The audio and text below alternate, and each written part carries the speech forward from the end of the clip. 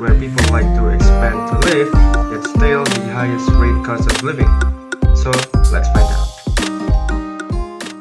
Racism, poverty, traffic, pollution. Because this is the incredible story of the almost perfect country of Singapore!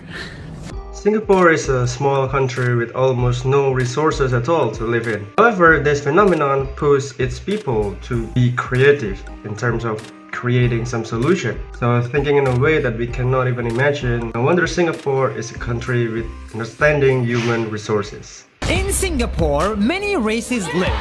The Indians, the Malay, Chinese, and Eurasians. And because people of different races might disagree and hate each other, Singapore forced all of them to live together. There are few of advantages about Singapore in terms of the way of human living, in terms of environment, in terms of a lot of things that make Singapore great. The first one is the races.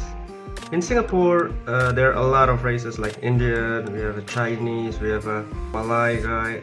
Then they live together in peace and harmony because they are united by becoming a nation.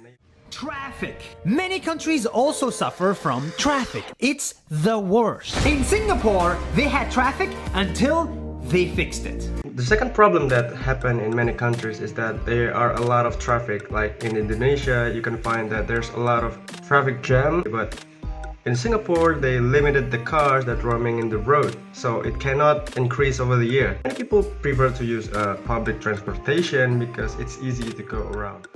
Pollution is another environmental problem. Landfills look and smell disgusting in many countries. They take their trash, they burn it, filter out the smoke, collect the ashes, and dump them underwater in a man-made island.